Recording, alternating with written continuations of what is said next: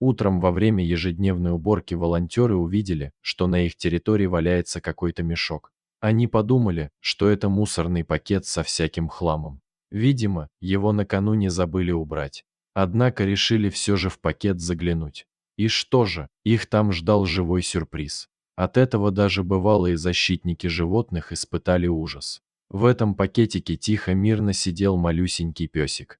Глаза только его были большие и очень грустные. Бывшие хозяева позаботились о питомце, завернули его в одеяло. Однако собачка вся тряслась как от холода, так и от страха. При этом она почему-то была мокрой и грязью сильно испачкана. Этот малыш боялся абсолютно всего. Было такое впечатление, что и вздохнуть нормально ему было страшно. Кто же смог так вот запросто выбросить питомца вон из дома, посадив в пакет и бросив около стен приюта для бездомных животных? Оказывается, есть такие люди. Позже стало ясно, что маленькой по размерам собачке примерно 8-9 лет. Волонтеры дали псу кличку Тёмка. А он сидел, опустил глаза и даже на людей не смотрел. Глядя на собаку, можно было подумать, что она чувствует себя виноватой за то, что попала сюда и устраивает работникам приюта проблемы. И в самом деле, малыш сутки просидел без движения, еды и питья. Настрадался, да и сейчас боится того, что вокруг неизвестное место и незнакомые люди.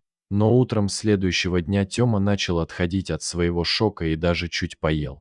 Потом разрешил смыть с себя грязь и пошел с волонтерами на небольшую прогулку, чтобы изучить обстановку. Гуляя с новеньким жителем приюта, работники заметили, что песик как-то неправильно становится на задние лапки.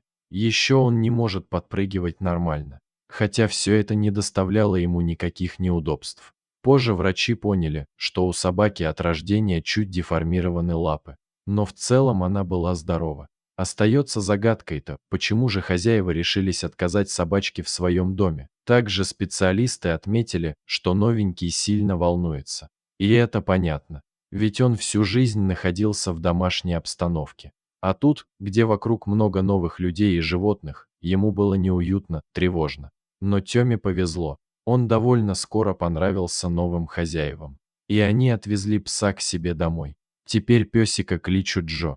Здесь, у новых владельцев, пес начал испытывать спокойствие. Он почти сразу подружился с другой собачкой, которая жила здесь.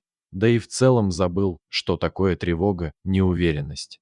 Конечно, Тёма уже не молод, но по-прежнему любознателен, подвижен и очень любит поиграть. А спит он не где-нибудь, а рядышком с хозяйкой. Интересно, что столь маленький по размерам Джо пытается охранять их жилище. Его звонкое гавканье слышится каждый раз, когда кто-то звонит в дверь. Волонтеры очень довольны, что отныне у этой славной собачки все хорошо.